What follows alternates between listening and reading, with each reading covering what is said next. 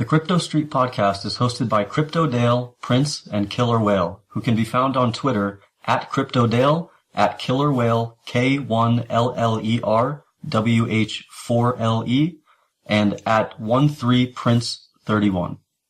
None of this should be construed as investment advice. For information on how to join our private Telegram group, The Pod, please email tcsp@protonmail.com. The Crypto Street podcasts are officially sponsored by 21 Cryptos, the world's first and only cryptocurrency trading magazine. Visit 21cryptos.com and enjoy 50-plus pages of pro tips and predictions, an analysis of the best 21 coins to invest in for the month, trading lessons and articles from your favorite pros, price action event calendars, entertainment, and lots more. Stay ahead of the game and get your copy today. Visit 21cryptos.com.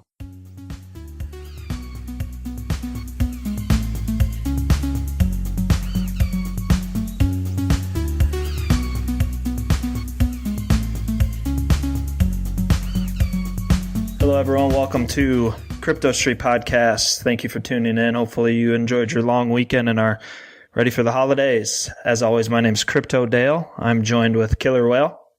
Hey, everybody. Prince. Hey, guys. Today's guests are the co-founders of Ignite Ratings, Damon Barnard and Christopher Cousins. Damon is a seasoned C-level executive and respected professional advisor in the technology and startup space. He's an English qualified corporate attorney that specializes in mergers and acquisitions, intellectual property, regulatory affairs, and technology law. Christopher Cousins has been in the financial industry for over 14 years, beginning with trading equities and S&P futures during his college days. Christopher continues this path after college when he went to work for a private investment group where he managed over $20 million. Welcome, guys. Thanks for taking time out of your busy schedule joining us here today. Hey, you're welcome. So good to be here. Yep. Thanks for having us. So no problem. So tell everyone that's listening, maybe not everyone has read the white paper as we have, or some have, but what exactly is Ignite Ratings? So, Ignite Ratings, simply is a decentralized ratings service.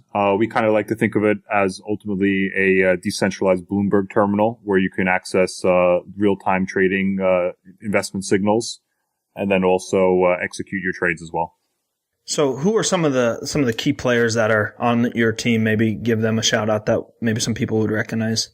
I think we have quite a nice team. Our advisors I'd really like to give a welcome to would be Joe Camarera of T0. He's been a great help for us to inspire some elements of the project and also to give a lot of guidance in the way to structure the project so as not to be security, and also quite an inspiration, as well as Paul Morgan, who has been an excellent tech leader in the space, helping us to really develop the platform and scale it as quickly as we could, making great progress from the moment he joined the team. Damon, anyone you'd like to share? I think I've been very impressed with the Wolf Crypto guys, who obviously put us in touch with you guys. We've been running, it's quite interesting for me running a decentralized business in a decentralized way. So our team is scattered around the globe, and it's brilliant, and it just works. So they've been awesome at making sure our Telegram channels are covered, finding opportunities like this one to speak with guys like you. So I think they definitely deserve a shout out, and I hope to be working with them for many, many years to come. Yeah, for sure. So Ignite Ratings, kind of taking a piece from your white paper here. It's building a fully decentralized and self-regulating ratings platform that's and linked with Investment Index, which provides the blockchain and distributed ledger industries with a sustainable source of reliable information. So what's the backstory behind this? How did you guys come up with this idea? And kind of maybe lead us through the steps you've taken to get to where you are today.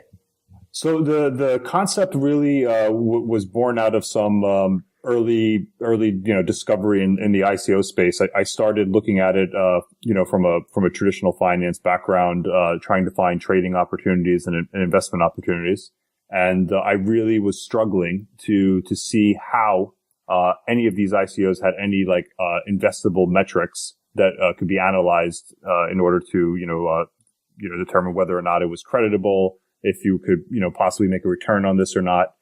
And I just struggled to find anything. What I was finding was a lot of paid reviews, a lot of websites that were taking quite a lot of cash to write good stories about the ICO and the project, and also teams that really didn't have a lot of experience.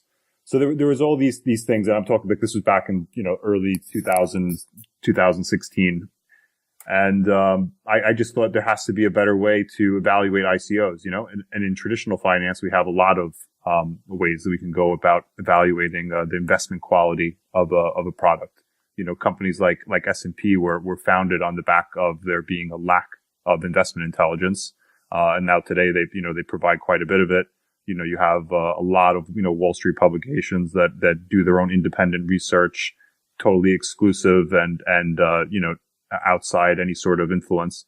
And this really does help to give the industry some stability. That the people you're talking to, at least are qualified to analyze a product and give an opinion about it. The other thing, is that I find most investments are made after forming an opinion. So you think about, an opportunity, you spend all night or all day researching it, and you come up with an opinion. And once you form that opinion, then you're in a position to make a decision, which then ultimately leads to you making a trade. So, what we, kind of the idea was provide the content to allow people to make an opinion and then let them go ahead and execute that decision on our own platform. That's initially how we started thinking about it. Yeah. So Chris, I come from a traditional finance background too. And just real quick, Damon, as I was working my way through the white paper, that's what intrigued me as well. It's so hard to keep track of all these ICOs. It's like, where do you start? Yeah. So having a comprehensive sort of hub to do that is a gigantic help. Yeah, that's the idea.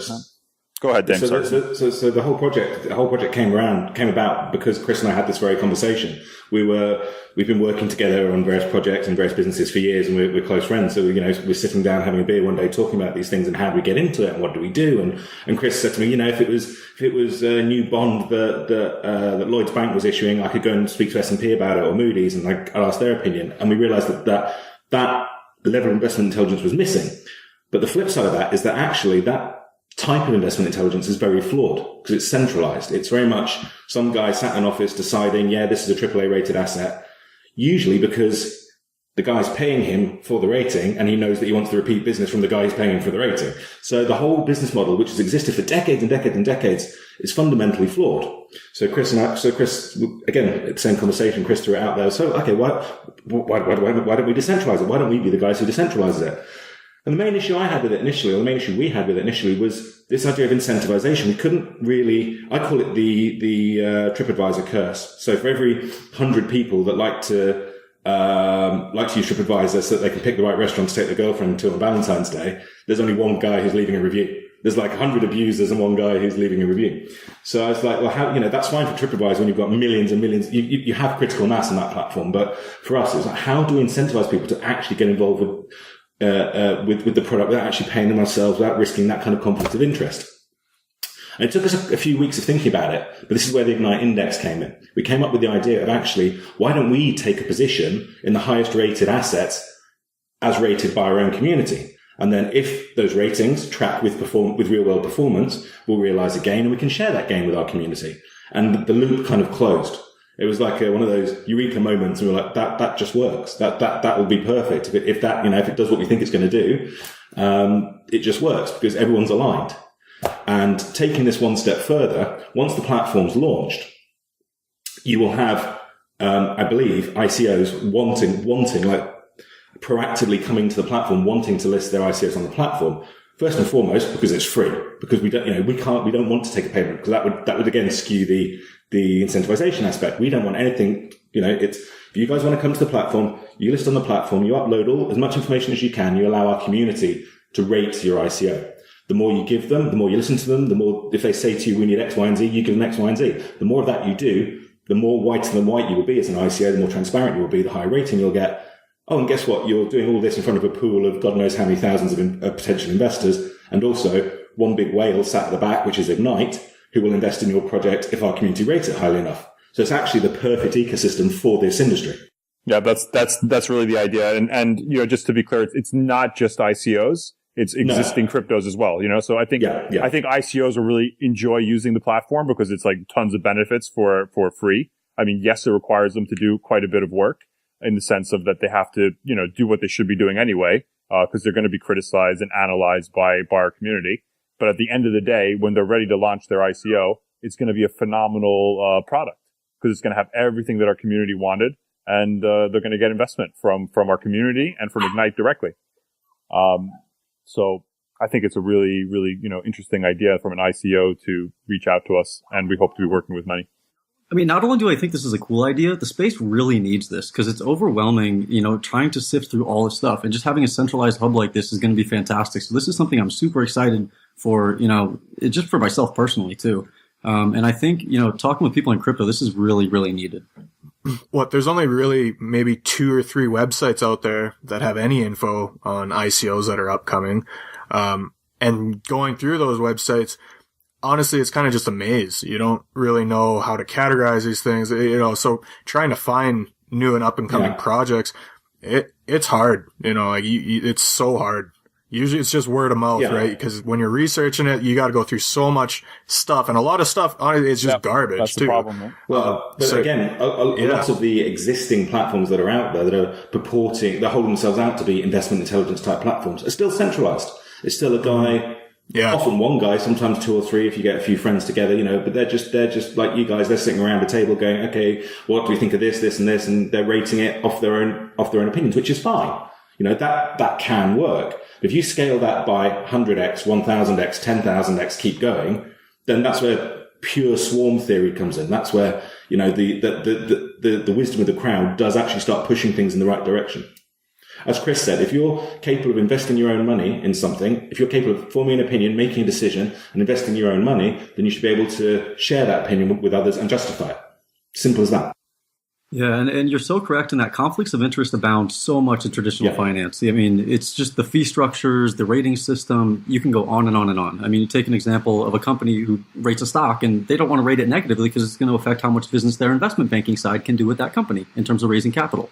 So that's it. It's really just a way better way of doing it like this. And ultimately, that's what enabled the financial crisis in 2008. You had every rating agency on the street taking business again and again and again, which was effectively toxic bonds. And they just kept on rating it AAA. Yep, keep on selling this, And, there's like a massive amount of damage that happens there because every bank can now go ahead and sell all these garbage assets out. And it was only enabled because, some guy was like, hey, I'll take that fee. And just repeated and repeated and repeated until it was unsustainable. And that's kind of was my fear with the ICO space is that it's so easy to raise money, at least in the beginning. It was like, you opened the door to an ICO and it was like, boom, filled, But now, it's starting to tighten up a little bit. And we're seeing that with our own ICO is that it's taken, I think if we launched it a year ago, we would have raised, 50, 60 million in like 10 days, Easy. Probably quicker than that. I mean, and now this is a big, I wouldn't say it's gotten as difficult as raising VC money, but it's definitely heading in that direction. It's becoming more and more critiqued and analyzed, and you have to do a lot more to raise money today, which is an absolutely perfect direction for it to go. And our goal is really to just make it a little bit easier for the average investor to go, turn on the screens in the morning, fire up Ignite. He has everything there, everything that's happening with the hottest rated, crypto stock, tokens, the hottest rated, upcoming ratings, an incentive, financially to rate things well. And, they could be making money from doing pretty much what they're doing on Telegram all day, Yeah. Yeah, exactly. One of the things I noticed too and that I like is not only do you have ratings, but you rate the quality of those ratings. So it's not just the information, but it's the quality of the information you're receiving. And I think with this whole election thing and fake news and all that, it's really been a story that's been in the news. Can you believe what you're reading in the news? And so to not only have the information, but also a rating system for that, I think is super smart. So can you guys talk a little bit more about that? So that's kind of, sorry, Chris, do you mind? You go for this one. I was going to say that's one particular part of the ecosystem I'm particularly proud of because it just underpins the entire system. We sat there scratching our heads for a while, thinking, we've got to think about this collusion thing. We've got to worry about people gaming and blah blah blah. And then, actually, as is often the case, the most perfect solution was the simplest. You just rely on reputation. So we have a reputation engine. So reputation on the Ignite ratings platform determines how much influence you can have in terms of ratings weight. So in terms of, so I don't want to confuse things, but talk about ratings and weightings, but let's call it influence. So yeah, so the better your reputation, the more influence you can have over a rating for a particular asset. And just as in the real world, reputation is earned, it's not given. So you start at the bottom and you work your way up. And if along the way people start thinking, this guy, he's shilling this project far too much, and then this stuff that he's posting doesn't make sense, and I'm not sure about this, that, the other, you'll find that his peers suddenly start destroying his reputation. And that's a really big deterrent, because all of a sudden you're not having any influence on that rating at all. So, one of the questions we've been fielding since day one is, okay, what's going to stop me getting 20 guys together, and we're going to come and launch shitcoin ICO, and we're going to pump our own shitcoin, and we're going to sorry, I don't know if this is a family show. I don't Nobody would ever do that in crypto. Yeah, that wouldn't happen in this space. Come on now. PG-13 show, I think. Yeah, Yeah, exactly. Actually, the Ignite's reputation engine works really, really, really well to control that without any clever algorithms, without any wizardry in the background. It's simple as, I don't like what this guy says. I think he's wrong. I think he's got ulterior motives, and people just start voting each other down, and obviously voting each other up as well. And the whole thing, in theory, and what we're seeing in our pre-alpha test is that it is working. The whole thing balances out. And the whole system is in that regard self-regulating. And I use the word incorruptible, which is quite a big claim, but I generally believe that, once this thing's up and running, and if we get the mass that I think we need to make it work anyway, it will be an incorruptible system. It will be a self-regulating, self-determining system.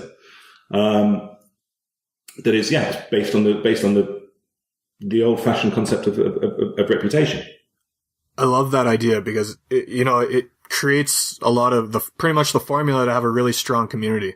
And if you want to see any kind of progress and adaption, the communities are really where it all starts. So, and with doing this, you guys really set yourselves up really nicely in that regards. It actually, so as I said, in the early days, we sat down and we hashed out what we thought a lot of the problems we might face were. And so, how do we solve this? I mean, I come from many different backgrounds. One of my backgrounds, I spent 6 or 7 years in the online gaming industry. And you deal with fraud on a daily basis. You deal with collusion, especially like games like poker, where people can talk to each other and blah, blah, blah. So you think about the systems being gamed, or certainly I do, the systems being gamed all the time, and how people can do it, how they can take advantage of it. And we were trying to come up with all these clever algorithms. Okay, we have to get this fraud guy in to look at this one for us and this one. And then as this reputation engine, the idea of the reputation engine took form, we realized that it actually solved everything. All the issues that we identified with our own platform early days. This was just ticking all those boxes. It's just crossing them all off. It's just such a simple concept, but one that actually, when you think about it, it manages everything for you. It does away with the whole self-promotion and pumping thing. It does away with, bad actors. It does away with, to a certain extent, follows. The other thing I just want to point out is that the reputation affects how much earnings you can earn on the platform itself. That's another aspect of it as well. Yeah. So, you have the incentive. I think everything in life is really based around incentive, and if you have the incentive to get on there, submit quality ratings, not be, silly and, give low quality content, you're just going to be enhancing your own earnings capacity every single day you use the platform. Eventually you get to a point where you have, a 90 plus reputation score. You have some influence in the community, and, your earnings, capacity is great, especially if you own a lot of tokens. It's just a great way for people to make money doing what they're doing anyway, So do reviewers have to hold tokens to access the platform? Yes. So, to use the Ignite platform, you need to deposit at least one token on the platform. What this is for is like a proof of stake, a proof of membership type thing, that you actually, are invested into the platform. And, depending on how many tokens you deposit on the platform, will act as like a multiplier to your income. So if you have like a 90 reputational score and you had one token, you would, you'd be making some money. But if you had 10,000 tokens, you'd be making, way more money than you would if you had just a few. At the same token, if you had like a 30 reputational score, like really bad reputation, and you had 10,000 tokens, there could be a guy that has less tokens but a better reputation. He ends up earning more than you do. So it's not your income is not contingent on how many tokens you have. It's really a result of having a good reputation on the platform. Yeah. Can you guys talk a little bit more about the indices? So for people who don't know, there's a master index within the Ignite Ratings platform. Yeah. So what an index is a combination of a bunch of assets, right? So if you have like the S&P 500 index, it has a whole bunch of stocks in there, and they're supposed to be the give a indication of the overall market health, more or less. So our index does serve that purpose. It is a total combination of all the assets acquired by Ignite. So anything that we're holding at the moment. So the highest rated stuff goes into the index. We only invest 1% of our available capital into any given asset, so as not to have a big risk on losing a lot of money if it didn't work out a trade. And then the index is just an average of the values of all those tokens, and it gives a good indication of the overall health of the crypto market, I think. Where do you guys see Ignite heading on potential of being labeled a security or regulated financial instrument for crypto? Well, I think that is something that's come up a lot, because an index, when people start hearing that word, they start associating it with it being some sort of fund. And the reality is that Ignite isn't really set up as a fund, and the index is the primary purpose of the index is to provide incentive to the users. So, I mean, we could have done the same thing. We could have said, hey, we're not going to have an index. We're just going to pay our users when they make a good review and do a good trade, almost like YouTube. When you put on a really good video on YouTube and it gets a few million views, YouTube pays you. That's kind of your incentive to, all these guys making YouTube movies. We could have done something like that. But the way we thought it would be more valuable is to align the performance of the index to the actual reviews and ratings that people have been doing. So as part of the ICO, we just said, hey, we're going to take a bunch of the proceeds of the ICO, 60% of them minimum, and park it into this index pool, which we can then deploy from our users. And what that does is, I think it might have in some people's eyes said, oh, cool, that's like a decentralized fund or a DAO or something like that. But it's really not. And I think Damon can explain a little bit more from a kind of like a regulation point of view.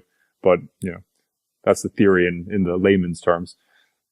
Yeah. So it's very different from, name any one of 10 or 15, crypto fund type ICOs that we've seen in the last year. And very different from something. There are products that come close to it, like people always ask us, oh, so you're like Syndicator, or you're like Crypto 20, or you're like, what was the one we had the other day that people were comparing us to? I can't recall what it was now. I don't remember. There's always one. No. Genesis or something. But they're not, because they hold themselves out to be a fund. They very much say, you give us your money, we'll invest your money for you. And some of them have a crowd sentiment aspect attached to it, but it's very much, is this going to go up or down, almost binary option style? Or is this news that's come out today good for X Incorporated, or is it bad for X Incorporated? So they're very much sort of very binary type sentiment platforms. The way we structure the index, so the index, as Chris said, it's seeded with a big chunk, minimum 60%, it's probably in real terms going to be much more than that, of the proceeds of the ICO. So strictly speaking, that is Ignite's cash already, if you like. So that's money that, in other ICOs you'd see disappear into the Lambo fund or whatever. But we've got another part for that. That's fine. But what we're doing with that cash is we're actually putting it to work because of this whole incentive question. Very early in the day, Chris alluded to then. He was like, okay, we've got to pay our guys something for doing this, and how are we going to raise the money? And yeah, we could have adopted a YouTube model, then we'd have had to find another way to monetize the feeds and blah, blah, blah. So it was really nice for us to say, well, why don't we just invest some of the cash we raise? Let's invest most of it. Let's just follow. So basically it's hang on, let me see if I can put this in an easier way. So if you're thinking of it in fund terms, which people do, people always assume it's a fund. Then it's a backwards fund. Because actually, We are the investor. It's our money. The fund managers are the community. So the fund managers have control of that money. We do not trade that pot ourselves. We trade purely off the back of those assets that meet the criteria of being a high rated asset. And as Chris said, we take maximum 1% of the current net asset value of the index, and we deploy it in a high rated asset. And that way it's nicely diversified and there's risk exposure is minimal, etc. The community also decide whether or not those assets are held, or when to trade out those assets if they want to realize a gain, etc. So all the trading decisions are handled by the community. And then in return for that, they're actually the best paid fund managers in the industry because they receive 50% of all trading gains. We retain only 20% of our own gains, and the remaining 30% is reinvested into the index, adding to the capital base so we can continue to grow the index, continue to invest in more and more projects. The whole thing's geared for growth. So it's very, very easy to see why people jump to the whole fund conclusion, but it really is just an incentive mechanism to ensure that the ratings part of it, which is the engine for the whole project, keeps growing, keeps building. We keep attracting in new community members. We keep attracting in new ICOs who want to list on the platform. And there's more, and the ecosystem itself is growing alongside the fact that the index is growing. The amount of money it can deploy in backing these projects is growing.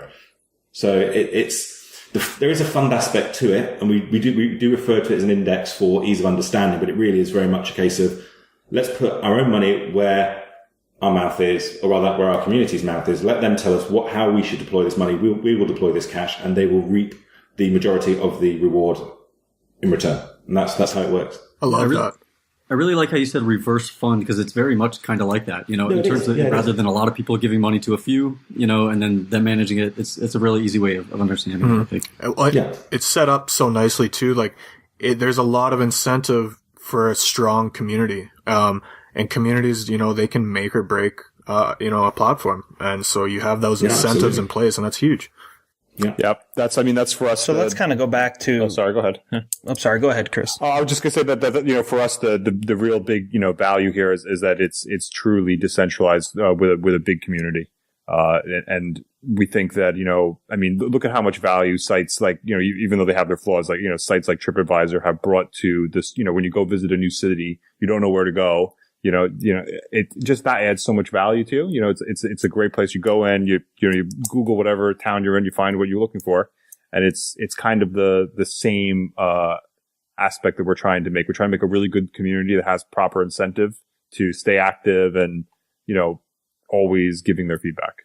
It's going to be nice to have a place to point people to who ask about where to find information for crypto. Because I think as people who are involved, we all have people in our real lives, who are going, oh, what about this? What about that? Where should I go for information? And honestly, a lot of the times we're like, Reddit, Twitter, like those are all right.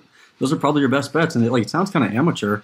And I guess it is because crypto's new. But having something like this where you not only have ratings, but the quality of the ratings is going to be super interesting and really kind of a good arrow in our quiver. Yeah, that's the idea. It's I think it's going to be a real important, piece of software on everyone's, desktop and on their phone. And it's, they're going to get notifications and things on, what's, the hot, crypto asset of the week and so on. And I think that it's just going to be a place you just naturally go to, every day when you're looking for, trading information or, I just think that it's going to be a very powerful software for, day-to-day intelligence, on what's happening in the crypto market, to get a snapshot on what's going on. Yeah. That's especially true as we sort of move into phases 2 and 3 towards the end of next year, which is where T0 comes in. I think you guys wanted to ask us about those guys, which is obviously if we have the index and we're deploying capital, we thought about, okay, how do we deploy this in the best way possible? How do we deploy it in a cost-effective way? How do we not flood one exchange, for example? And so Chris from his previous existence as a trader had connections on Wall Street, had connections with Joe Camerata at T0, and we started talking to them, and they've got some excellent trade routing software, not from T0 itself. Actually, T0 is going to be leveraging it, but it's from a sister company called SpeedRoute. And they were looking for a project that could help them move it into the crypto space.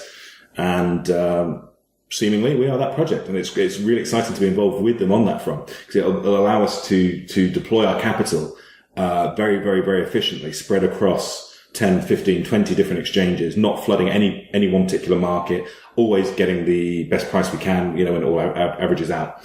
And it also creates some interesting spin-offs as well for our community in that, again, phase 2, phase 3, and this probably will require a degree of regulation on our part. So we'll need to speak to, we'll need to obtain licenses, etc., from the various regulators of whatever jurisdictions we're operating in, which obviously we're headquartered in Gibraltar, so we'll be speaking mainly to the Gibraltar regulator. But the spin-off is making that technology available to our community members. Why do you need to go to Bitfinex or Bittrex or Kraken to trade? Why don't you just come to the Ignite platform? You've already got Ignite tokens tied up on the platform. We can use those as collateral. We can take those as security, and you can trade our money on the exchanges. You can trade directly through our platform. And also, and this is a feature I love because I think it gamifies it a bit. We can have arbitrage alerts to our community members. You can be sat on the train, on the subway, and a notification pops up on your phone saying there's an arbitrage opportunity between these two exchanges. Do you want to execute? And everyone goes, yeah, of course. Yeah, boom, done. But again, this is very much this is when Ignite ratings will start turning into Ignite trading, start turning into a trading platform. You'll see that probably towards the end of 2018. So that's phase 2. But Chris and I are already super, super excited about that because it brings so many different opportunities with it to actually then take this product into the next level, which is, as Chris says, you start to think of it in terms of a Bloomberg terminal, where it's not only an investment intelligence platform, but it's actually somewhere. It's an investment portal. You don't have to, it's your go-to one-stop shop. You don't have to go anywhere else. But as I say, I'm getting ahead of myself. That's the end of next year, but that's where we are pushing it. I think to me, that's very intriguing and I'm excited for everything to come out. So let's kind of touch on, maybe policing the system. So how are you guys going to ensure that the system isn't rigged or gamed to ensure accuracy for the whole ratings, or say an ICO isn't coming in and pumping their ICO? I know you had talked about the rating system, but maybe what else is it that you guys can do to ensure that the content on there is the highest of quality for, everyday traders coming in and looking at it?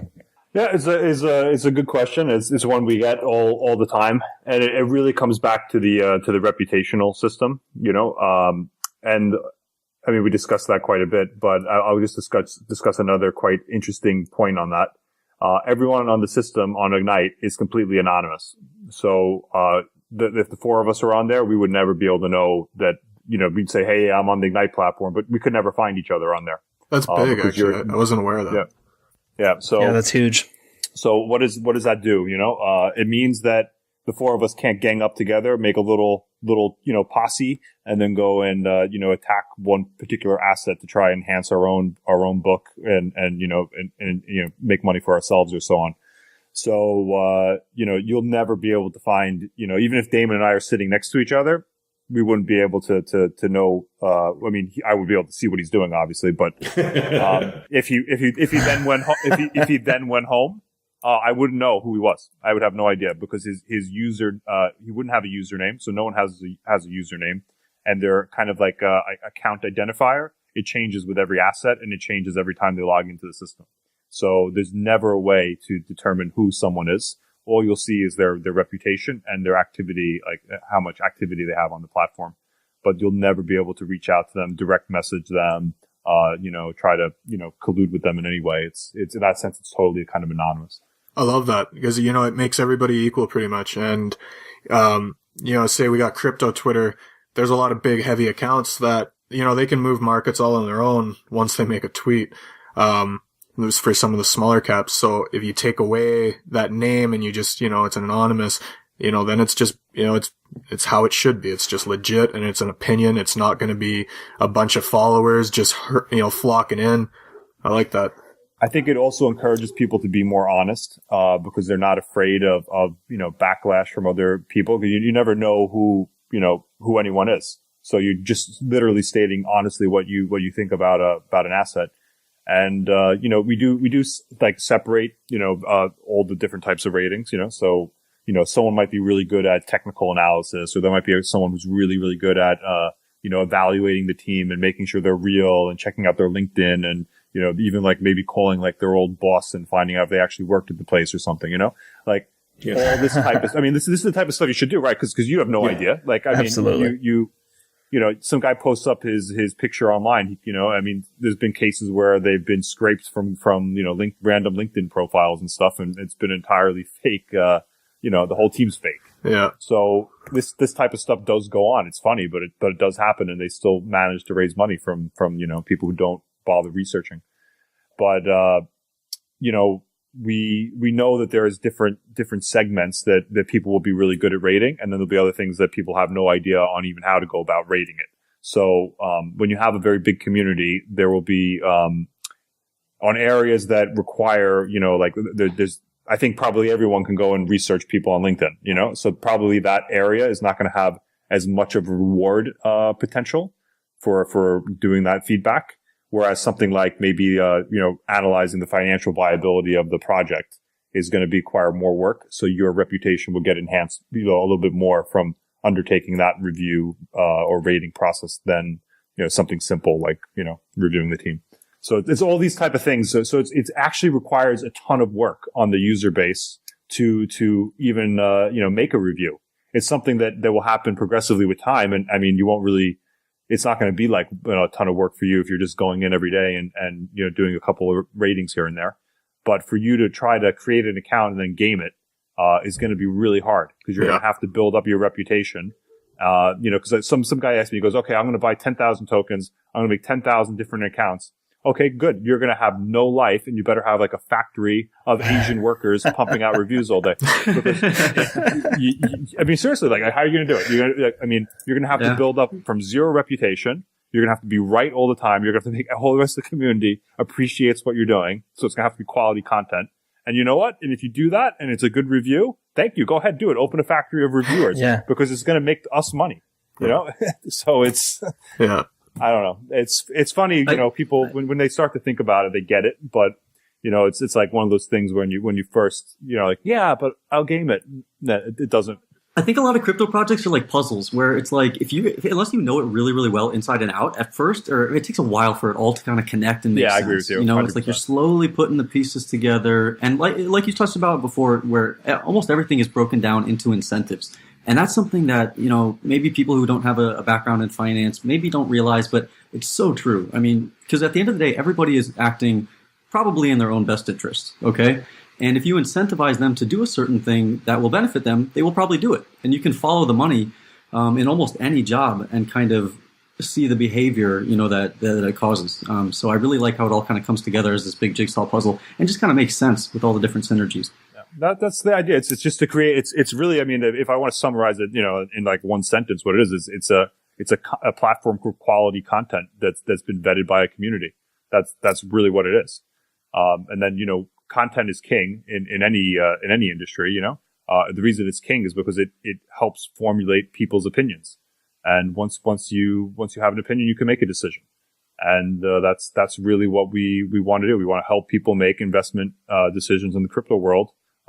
Based on quality metrics rather than, what Crypto Bob 505 said on Twitter last night, that doesn't help. It's like, why'd you invest in that ICO? Oh, well, a lot of guys on Reddit said it was really good.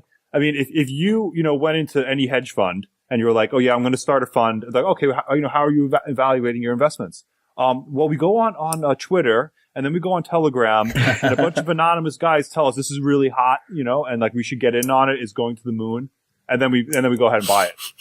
I mean, that's what people do, I mean, and you get laughed out of it. So true. You get laughed out of any office, you would absolutely just be like, yeah, peace, bye. Yeah. But that's the truth, I mean, like half the ICOs wouldn't even get through the door of like the most like horrible VC in the world, I mean, like it's funny, like we laugh about this, but like we've had people on this podcast and we've been like, so why do you like this coin? And they're like, well, I saw some guy shilling it on Twitter he's doing a great job shilling it. And I was like, oh, well, okay. Well, I guess, it works. I mean, that does cause attention to go to the coin and it causes capital to float. But it's kind of funny to think about it, It is funny when you think about it because that is the reality of crypto at the moment, and it's, I mean, even like, with us, we're like saying like, oh man, I mean, I really wish that, we had, we wish that Ignite existed right now for us. We really do because it's so hard to manage all these different mediums of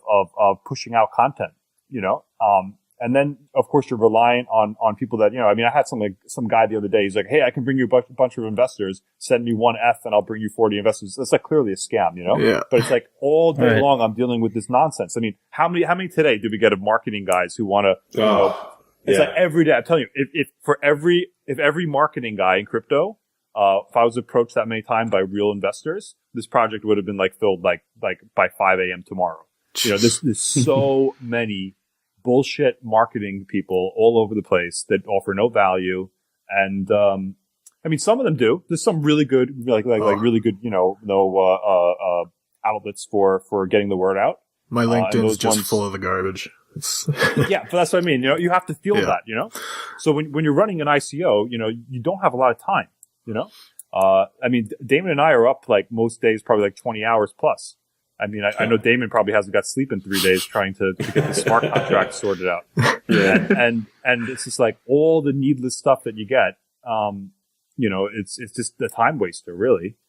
And then, from the other side, when you're trying to invest in these things, you have to look at 30, 40, 50 different, opinions and blogs and, pages if you want to make a quality Bitcoin talk and, yeah. Oh my God. It's so amateur. Totally. This is something that crypto didn't even realize it needed, I don't think. And then when it comes, they're going to be oh my God, how did we ever live without this? Yeah.